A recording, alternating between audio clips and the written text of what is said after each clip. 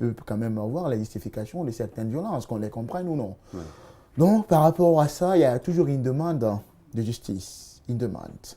Et comme les violences sont venues de l'État, qui, en principe, doit avoir dans ses triptyques la justice, le travail de la justice, de la solidarité. Oui.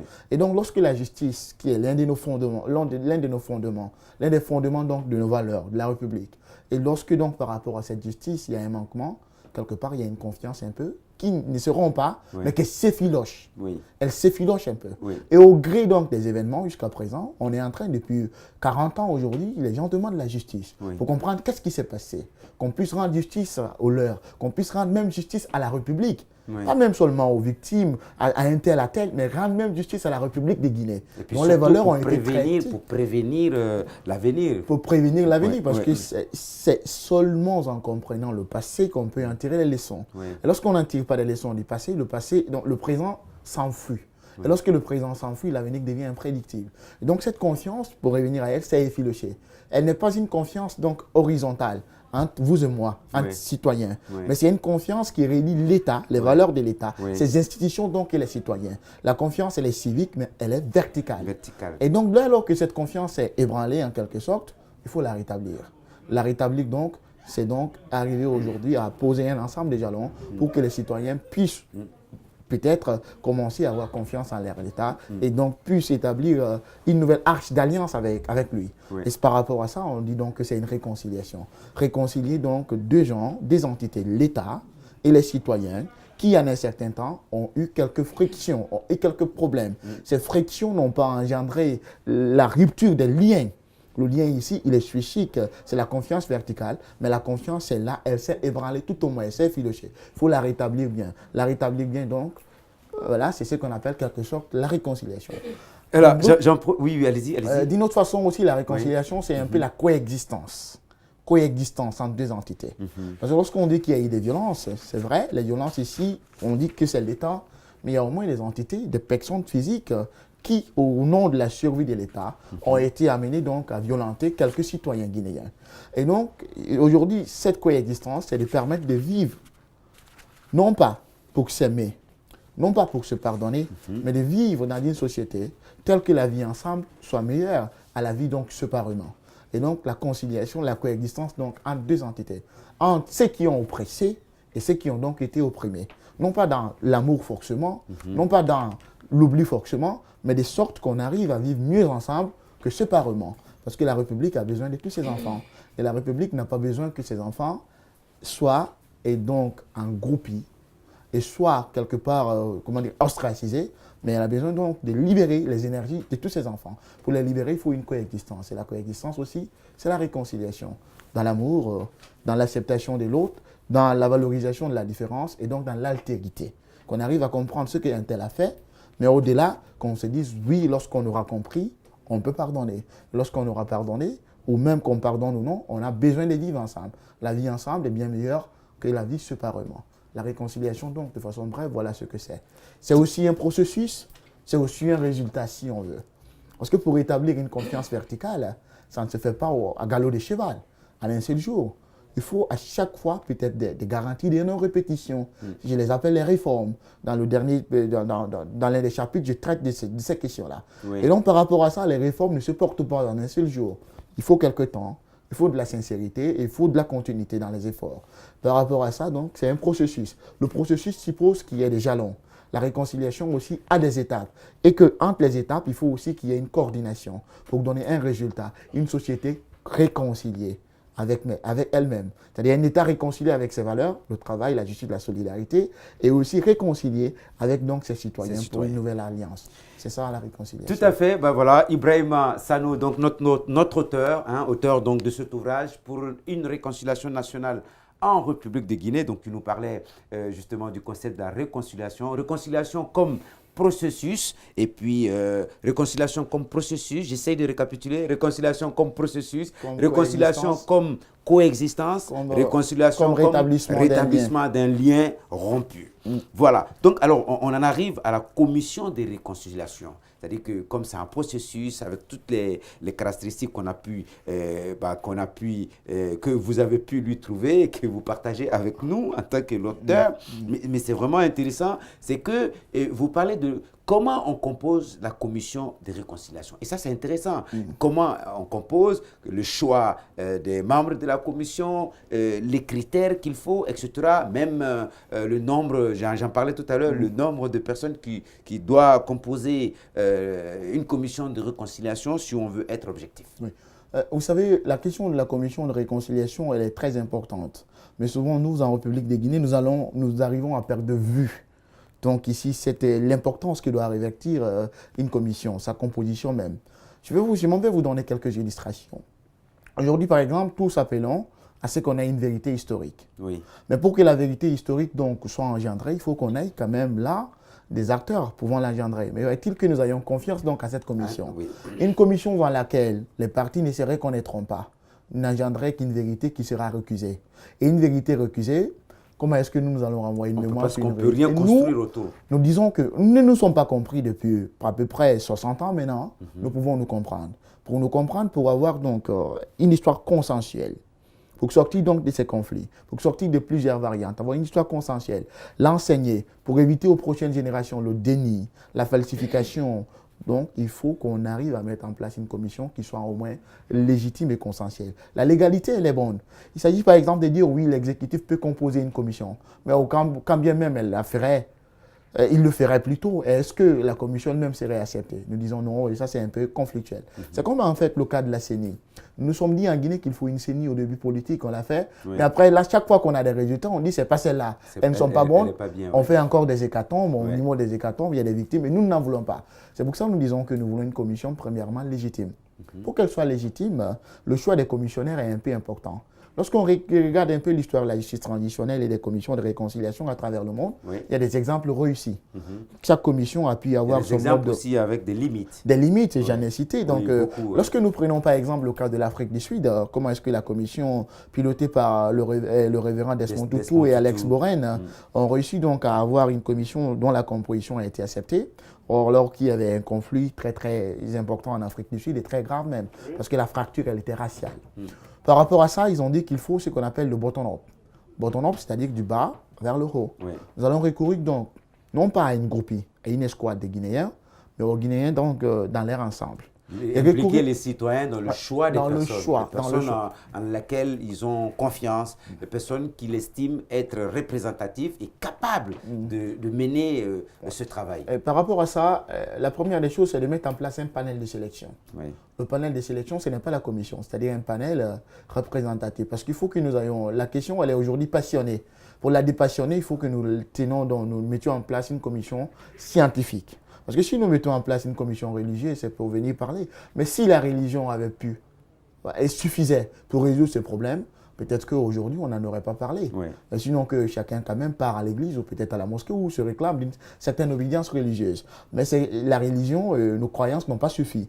Et donc aujourd'hui, il faut y avoir une commission scientifique. Premièrement, composée donc d'universitaires. Les universitaires, c'est des historiens. Des historiens. Ça peut être aussi des psychologues. Ça peut être des sociologues, ça peut être des juristes, ça peut être des anthropologues, premièrement. Après aussi, il faut qu'il y ait quelque part des religieux. Oui. Des religieux ou aussi des coutumiers. Vous avez parlé aussi de la société civile. Après, je veux qu'on aille un peu rapidement parce qu'il y a beaucoup d'autres aspects que je souhaiterais qu'on aborde.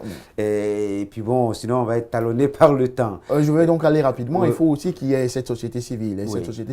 Après, le panel de sélection aura ici pour fonction de faire d'interviewer les personnes qui seront nominées. En Afrique du Sud, on en avait 300. Oui. Et donc là, il peut y avoir des auditions publiques. Au fil des auditions publiques, donc on va faire une sorte de shortlist. Oui. La shortlist va donc être adressée au président de la République qui peut jouir de son pouvoir discrétionnaire de choisir donc peut-être 15 seulement personnes. Parce que la taille aussi est importante pour qu'on puisse non seulement avoir une synergie de compétences, mais aussi permettre qu'à l'intérieur des commissions, qu'on puisse avoir des sous-commissions.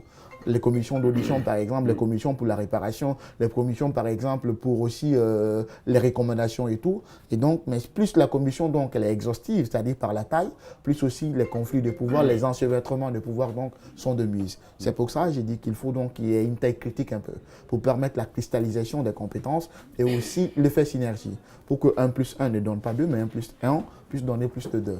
Et voilà en quelque sorte comment est-ce qu'on pourrait aller à choisir cette commission. Premièrement, c'est le panel de sélection. Ce panel de sélection fait des auditions publiques des personnalités nominées, des universitaires, des religieux ou coutumiers aussi, de la société civile. En plus aussi, ce panel arrive à faire une sorte de shortlist voilà, qu'il adresse au président de la République qui pourrait jouir de son pouvoir discrétionnaire pour nominer. Alors, donc, on va peut-être aller, j'ai envie peut-être, vous citez dans l'ouvrage, et ça c'est intéressant, plusieurs exemples de commissions de réconciliation. Et notamment, vous dites que la composition des commissions et les missions qui leur sont assignées, généralement, dépendent du contexte et des pays.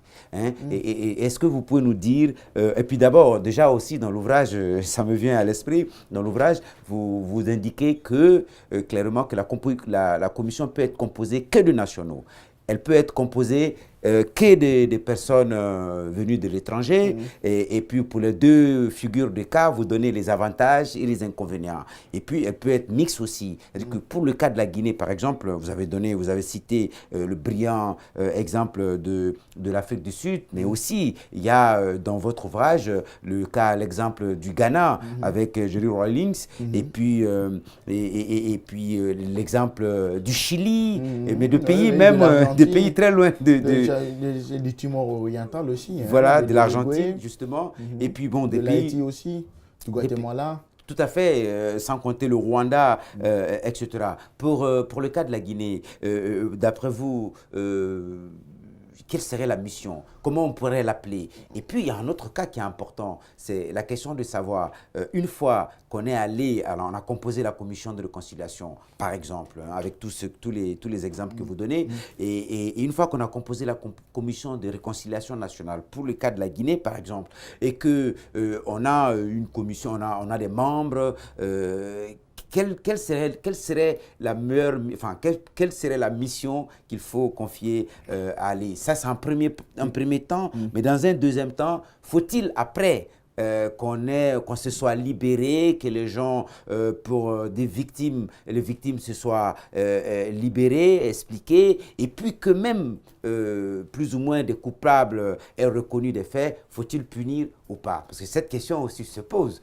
Ça n'a pas été le cas en Afrique du Sud, par exemple. Je dis que par rapport donc, à la commission, souvent, il y a des cas où les commissions ont été purement des commissions étrangères. Oui. Ça dépend des pays, par exemple, qui ont connu des guerres civiles où pratiquement la société civile n'existait pas et que la confiance elle était totalement ébranlée. On ne peut pas avoir de nationaux. Oui. Ça ne fait pas l'unanimité. Les belligérants sont là. Et donc là, on a recouru aux experts donc, de l'ONU. L'ONU a toujours contribué de sorte à avoir des commissions. C'est le cas du Timor, par exemple, oriental, qui a connu une guerre civile. Et certains pays la aussi, Guinée, pour la Guinée, par exemple. Pour la Guinée, j'ai une tranche. Je dis clairement qu'il faut qu'on ait une commission guinéenne. Quoi qu'il arrive, les Guinéens aujourd'hui ont l'expertise par rapport à ça.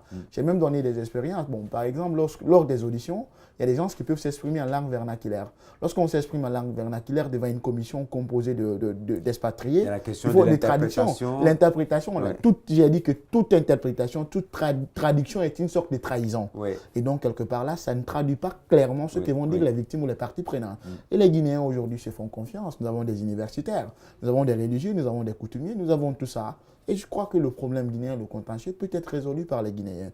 C'est ce que je crois. Et je mets foi dans cela. Et j'arrive à dire qu'il nous faut une commission totalement et entièrement guinéenne. Nous pouvons. Nous pouvons. Alors, il y a aussi la question que, et ça, vous ne manquez pas de le dire, parce que dans les exemples que vous citez, pour les autres pays, on a vu la volonté politique. Il y a un ensemble d'enjeux. C'est-à-dire un ensemble d'enjeux, de facteurs à tenir en compte, internes et externes. Par exemple, il faut qu'il n'y ait pas la survenance de nouvelles violences. S'il y a des nouvelles violences, le mandat peut changer. C'est en fonction, le mandat change. S'il y a aussi un déjugement politique, c'est-à-dire que l'exécutif n'a pas une volonté très claire, la réconciliation peut tarder. D'ailleurs, faut pas, l'histoire l'a montré, il ne faut pas donc les forcer. Parce qu'en les forçant, si eux-mêmes, ils sont, comment dirais-je, ils sont les responsables de victimes, ils peuvent donc s'auto-amnistier. Et en s'auto-amnistiant, la réconciliation devient en quelque sorte factice. Il faut aussi qu'il y ait quelque part les ressources aussi. les ressources qu'il faut. Et voilà. Pour que les membres de la commission aient vraiment une Et indépendance, qu'ils soient capables de... En plus aussi, le mandat dépend aussi de l'exhaustivité des événements objets d'enquête. Ouais. Pour nous, par exemple, c'est de 1958 à aujourd'hui. Ouais. Et donc là, la période, elle est très grande, elle est très longue et très compliquée. Ouais. Parce que chaque régime a ses spécificités et chaque violence a ses caractères, ses spécificités, ses natures propres. Ouais. Et donc, ça devient un peu compliqué. En plus aussi, il faut qu'on arrive à fixer, ça dépend aussi des objectifs qu'on assigne à la commission. Quels sont les objectifs? Pour répondre à votre question, l'objectif qu'on peut assigner au cas guinéen, c'est premièrement, c'est de faire naître les vérités. Pas la vérité, les vérités factuelles, oui. dialogiques et les vérités aussi... les vérités donc personnelles, factuelles et dialogiques, premièrement. Après aussi, c'est de se pencher, par exemple, par rapport à, quand j'ai dit vérité, les conditions, par exemple, de mort de certains gens, les conditions de détention, tout ce qui est arrivé, c'est aussi de se pencher sur le cas, par exemple, de la justice. Pour quel genre de gens il faudrait qu'il y ait des poursuites judiciaires ou est-ce qu'il faudrait des amnisties? Et après, les formes de réparation. Est-ce qu'elles doivent être matérielles? Est-ce qu'elles doivent être de réhabilitation? Est-ce qu'elles doivent être symboliques? Ou quelles sont les natures qu'elles doivent révertir? Après aussi, elle doit se pencher aussi sur une autre question.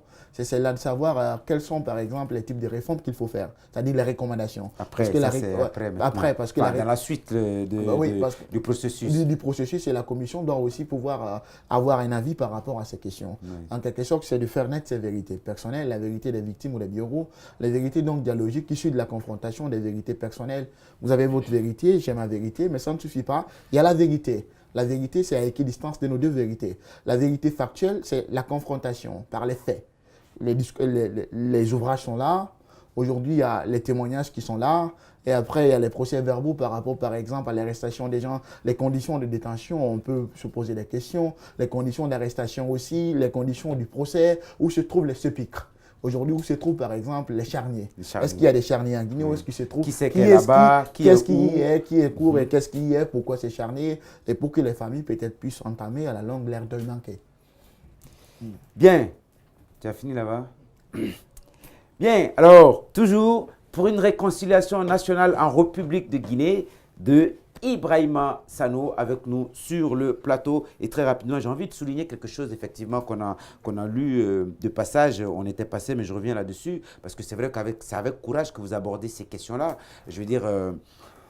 la question de l'exnocentrisme, du communautarisme, et puis j'ai envie de souligner précisément deux éléments. C'est la question de la communauté Peul qui est abordée là-dedans sous la Première République, la relation que le président Ahmed Sékou Touré avait donc avec la communauté. Vous expliquez un peu les sources de la colère, hein, entre guillemets, de Sékou Touré contre la communauté Peul, et tout ce qu'il dit, c'est que vous indiquez clairement des passages en mettant des propos de Sékou Touré s'adressant au Peul. Et vous indiquez là-dedans que c'était des erreurs commises. En fait, vraiment, c'est pour partager, c'est pour dire qu'effectivement, l'ouvrage aborde, je ne dis pas toutes les questions, mais vraiment des questions essentielles. Alors pour nous, lecteurs, et c'est ce qu'on peut partager avec vous. Et pas que ça, pour dire que vous avez vraiment suivi, il y a aussi l'élément qui concerne les prisonniers de 1900, j'oublie complètement précisément la date, mais de 1984, l'assassinat 85, 84, l'assassinat le complot Diarra. Voilà, le complot Diarra, et même avant le complot Diarra, l'assassinat des dignitaires du pouvoir, et puis ensuite le complot Diarra, et puis donc des propos aussi tenus par l'ancien président, le président Lansana Conté à l'égard des Malinqués. Donc tout un problème, mais ça veut dire aussi quelque part que la question de la réconciliation nationale, si on se fie à votre ouvrage, peut être une urgence pour le pays, parce que plus on va, les régimes, il y a des violences, donc des problèmes aussi qui s'ajouteraient à tout ce qui se passe. Bon oui, la question elle est imminente, elle est d'une urgence parce que plus on a fait notre mémoire collective, autant nous avons eu les raccourcis et donc les interprétations quelque peu subjectives. Quelque part, vous entendez les gens dire que tout ce qui a eu à la Première République n'a été dressé que contre une ethnie, chose qui n'est pas vraie. Dans un certain temps, il y a eu, oui, il y a eu des ratés, mais ça n'a pas été, les violences ont été systématiques, comme je l'ai dit, et transversales. Ouais. Ça n'a jamais été contre une communauté. Et là, j'essaie donc de remonter un peu à la source pour comprendre qu'est-ce qui est arrivé. Oui. Et là, les émotions, un peu, ça joue. Parce que lorsqu'on est parti au référendum de 1958, lorsqu'on regarde un peu les oui que les Guinéens ont exprimés de façon générale, Oui. il y avait plus de oui au Fouta qu'il n'y en a eu ailleurs. Et vous avez dit que Sékou n'a jamais pardonné ça. Et Non, ça oui, il l'a dit clairement, oui, il l'a dit, oui. lui-même il le dit clairement, il y en a eu plus de oui. Mais ça ne veut pas dire que tout le Fouta était contre l'indépendance. Vous avez même montré dans l'ouvrage, vous avez indiqué les suffrages. Effectivement, il y a des oui, mais c'est toujours le non qu'il a emporté. Qu'il a emporté. Mais lui, il n'a pas accepté que ce oui ait été est plus grand que les oui des autres, en fait, dans les autres régions où les gens ont été massivement non. Oui. Mais là, quelque part, il dit, bon, il s'adresse à eux, il les attaque, il dit, d'ailleurs, il ne voulait pas de l'indépendance. Oui. Ça veut dire quelque part qu'il y a un ressentiment. Oui. Et donc, je le comprends un peu. Après, avant ça, pour expliquer tout ça, j'explique aussi ce qui est arrivé à la chefferie traditionnelle. Oui. En 1957, lorsqu'il a envoyé. Et c'est ce qui faisait d'ailleurs l'action de Sékou Touré contre ses chefferies, ça faisait partie d'une stratégie, on va dire, pour lui pouvoir arriver à conquérir aussi le pouvoir. Oui, parce qu'effectivement, ces structures-là étaient celles, d'après Sékou, sur lesquelles s'appuyait le colon pour asseoir sa suprématie. Oui, en quelque sorte, mais sauf qu'en 57, déjà, pratiquement, il avait triomphé. Ouais. Parce qu'aux élections, il avait eu 57 sièges sur 60. Oui, non, mais c'est de cette période d'ailleurs. Oui, c'est ça, c'est de cette période. Et après, bon, lui, c'est l'obédience un peu. C'est que lui, comme je l'explique, il a voulu un peu être du côté des masses populaires. Oui. Et c'était les masses populaires qui payaient le prix fort de la chefferie traditionnelle. Et c'était donc qui souffraient. Voilà, non vis-à-vis de cette classe qu'il a appelée lui-même la classe oisive, c'est-à-dire la classe des chefs traditionnels pour lesquels les autres doivent travailler et qui ne font rien. Donc il y a eu ça, c'est arrivé, après bon, il y a eu des ratés après, bon, en 1976, 3 fois dans un discours, le 6, le 21, le 28, il s'est attaqué à la communauté. Je crois qu'aujourd'hui, s'il était vivant, il l'aurait regretté. Et nous, en tant que républicains, c'est de le regretter. Les dirigeants, c'est de le regretter, c'est de s'excuser par rapport à ça. Conté aussi, il l'a dit en 85, il l'a dit au Fatara, en 84, il a dit, c'est aussi excessif, ce n'est pas bon. Peut-être que s'il était vivant, il l'aurait regretté aussi. Nous devons le regretter. Donc ça veut dire aussi, en quelque sorte, que le processus de réconciliation intégrerait tout ça, c'est raté de la part des chefs d'État qui sont passés, puis bon, essayer aussi de faire la part des choses. Le processus, il est ceci. La mise en place de la commission, elle fait ses vérités, mais il faut qu'il y ait la justice. Je l'ai dit, hein, la justice par rapport à ça, mais j'ai dit que la justice parfaite n'existe pas. Pour les dirigeants comme Sékou Touré, est-ce qu'ils sont morts, est-ce qu'il faut les faire la justice, ou est-ce qu'il faut les faire une damnation mémorielle? C'est-à-dire qu'il faut, par exemple, aujourd'hui, les refuser tout ce qu'ils ont fait. D'ailleurs, c'est ce qui est arrivé à beaucoup d'autres gens, comme Barry Yawadou, par exemple, comme Koumandian, qui ont trop fait. Aujourd'hui, ils souffrent d'une damnation mémorielle. C'est-à-dire qu'on a nié leur mémoire, tout ce qu'ils ont fait, c'est Fodéba Keïta. Il a fait beaucoup pour la Guinée, l'armée, la culture, beaucoup de choses. Mais aujourd'hui, on nie tout ce qu'il a fait. Aujourd'hui, on n'ose même pas parler de lui. On n'en parle pas assez, mais je ne crois pas que... Non, je parle même des dirigeants. On l'enseigne nulle part que Fodéba Keïta a composé l'hymne national. Oui, on devrait l'enseigner. On doit le faire. On le nie, c'est peut-être différent. Oui, quelque part, quelques gens même disent qu'il a été traître, entre parenthèses. C'est ce qu'ils disent. Quand on dit non, c'était des traîtres. Non, quelque part, on les nie tout. C'est une damnation mémorielle. Il faut qu'il y ait cette justice. Après, j'ai dit qu'il faut qu'il y ait l'amnistie sans amnésie. Et après, j'ai dit qu'il faut qu'il y ait des réparations. Et si vous remarquez un peu par rapport à la question que vous abordez, j'ai dit qu'il faut qu'il y ait des excuses officielles. Les excuses, c'est quoi? Qu'est-ce que ça permet? C'est un processus de réattribution de la honte. Que d'autres dirigeants non responsables des crimes passés, des violences, peut-être ne serait-ce que verbales, arrivent à les assumer au nom de la survie de l'État. Ils les regrettent et ils arrivent à s'amender. C'est ce processus qu'on appelle la réattribution de la honte. Je l'ai dit que Stéphane Harper, il a fait le 11 juin 2008, lorsqu'il s'adressait donc au pensionnat pour Indiens au Canada, alors que le processus de réconciliation suivait son cours. Il a fait, Jacques Chirac l'a fait aux Juifs pour le rôle que la France a joué dans la déportation sous le régime de Vichy. D'autres aussi l'ont fait. Et aujourd'hui aussi, par rapport à ces questions-là, le président actuel, s'il veut bien d'une réconciliation dans cette démarche, il pourrait bien le faire. Ça le grandit lui, qui a été victime, qui a été condamné par contumace, qui a été condamné aussi par la prison ferme. Ça lui grandit et ça grandit aussi la Guinée. Bon, voilà, c'est ce que j'explique un peu dans les étapes. En tout cas, l'espoir est permis et j'ai envie de dire merci pour cet ouvrage parce qu'on a fini la première partie avec l'entretien. On va continuer sur les d'autres rubriques. Très rapidement, j'ai envie de dire merci pour cet ouvrage-là. D'abord parce que l'espoir, parce que vous êtes très jeune, enfin en tout cas plus jeune que moi, et que notre génération puisse porter cette thématique, la question de la réconciliation, à travailler là-dessus, à mener des recherches et à faire une proposition à toute la nation. Et sincèrement, je pense qu'on ne peut que s'en réjouir. Mesdames et messieurs, pour une réconciliation nationale en République de Guinée, ouvrage écrit par Ibrahima Sanou, donc qui a fait l'objet de notre numéro parenthèse d'aujourd'hui, cet entretien. Ne quittez pas, on passe à l'étape suivante.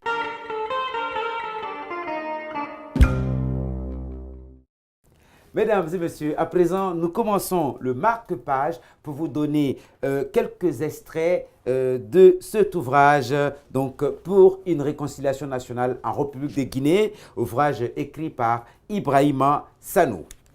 Je suis donc à la page 30. Ce qui est sidérant, c'est la prolifération des partis politiques prônant l'hégémonie ethnique, tribale et la menace de la cohésion nationale que cela constitue. Quelques années après la réinstauration du multipartisme en 1990, certains journaux avaient alerté l'opinion sur la dérive ethnocentriste de nos partis. En 1993, les votes furent ethniques. Dans le mensuel Silatigui, on peut lire une année après, je cite, « L'exnocentrisme et le régionalisme ont été instrumentalisés. Tous les candidats sont tombés dans le piège. Les électeurs ont voté pour le fils du terroir ou le présumé fils, pour le patronyme supposé être celui du clan, de l'ethnie. » Fin de citation. Mansour Kaba, un leader politique guinéen, disait en 1993, « N'est-ce pas un dignitaire du CMRN qui aurait jeté à la figure des prisonniers de juillet 1985 ?» Je cite, « Nous allons exterminer tous les malinqués de la Guinée, quitte à aller chercher de la sémence humaine au Mali. » Fin de citation. Poursuivant son raisonnement, il renchérit en ces termes. Je cite, « Le plus grand service que ce régime a rendu à la Guinée, c'est d'avoir érigé l'appartenance ethnique en critère absolu de jugement de valeur d'un cadre. » Eh bien, on s'arrête là pour ce premier extrait. Donc, je rappelle encore, pour une réconciliation nationale en République de Guinée, et l'ouvrage est écrit par Ibrahima Sanou. Alors, donc, je vais vous donner l'ouvrage. Vous l'ouvrez au hasard sur une page pour que je lise un autre extrait. Voilà. Voilà. Donc, je commence par là. 120, page 120, la période de 2011 à nos jours. Marque-page pour le compte de ce numéro consacré à l'ouvrage pour une réconciliation nationale en République de Guinée de Ibrahima Sanou. La période de 2011 à nos jours, le premier quinquennat d'Alpha Condé fut lui aussi émaillé de violences géographiquement localisables. D'ailleurs, en Guinée, ce n'est pas la durée d'un régime qui compte pour enregistrer les violences et les violations des droits de l'homme. L'une des plus graves violences enregistrées au cours de cette période relativement courte est la tentative d'atteinte à la vie du président à son domicile privé de Kipé. Je ne suis pas en train d'attester de la véracité de l'événement ou de nier sa survenue, dites-vous. La justice s'est déjà prononcée et a fait tomber des condamnations. Il faut donc respecter son verdict. Nous voulons nous réconcilier, ce qui suppose des efforts et des sacrifices de tous. Il faut que l'on évite une réconciliation entre les bourreaux et les victimes et que le camp de la majorité soit celui des spectateurs. Il faut une réconciliation qui transcende cette classification manichéenne victime-bourreau. Les Guinéens doivent se réconcilier avec leurs valeurs. Nous sommes en conflit avec nos propres valeurs, dites-vous. Alors, donc, je m'arrête là. Je vais ouvrir cette fois-ci moi-même à une page comme ça. Je prends le dernier paragraphe de la page 151. Un peuple qui refuse de s'accepter est un peuple qui épouse le mensonge. Pas de paix dans le foyer où le mensonge triomphe de la vérité. Le travail de réécriture et de reconstruction de notre mémoire historique doit être fait en toute objectivité afin d'éclairer la lanterne de notre peuple et de sauver les prochaines générations du mensonge, du déni et de la falsification. Dites-vous. Mesdames et messieurs, c'est la fin de notre marque-page comptant pour l'ouvrage pour une réconciliation nationale en République de Guinée. Je répète, l'auteur c'est Ibrahima Sanou. À présent, nous passons à la question que posent les lecteurs.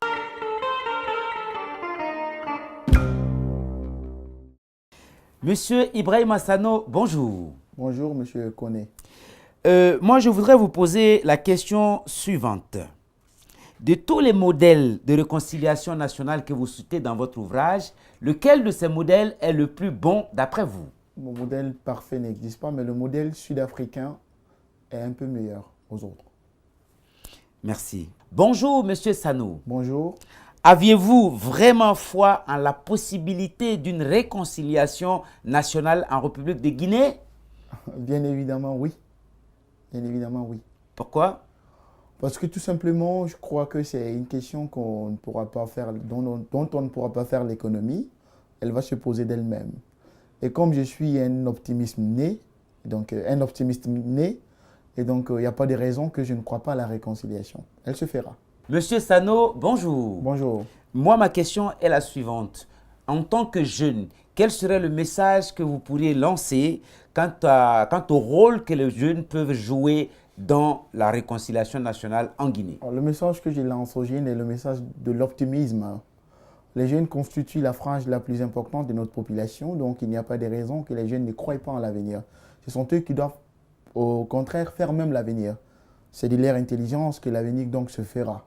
Et donc, par rapport à la réconciliation, je demande aux jeunes d'exiger que l'exécutif actuel mette en place une commission définitive de réconciliation.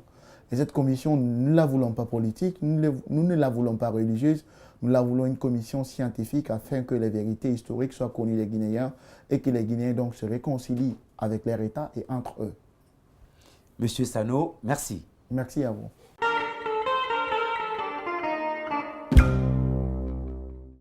Mesdames et messieurs, alors merci de nous avoir suivis de bout en bout pour ce numéro de parenthèse qui donc a été consacré exclusivement à cet ouvrage pour une réconciliation nationale en République de Guinée. L'ouvrage donc a été écrit par Ibrahima Sano qui nous a fait le grand plaisir de nous tenir compagnie tout le long de l'émission. Mesdames et messieurs, on se retrouve la semaine prochaine pour un autre numéro avec évidemment un autre auteur. Au revoir.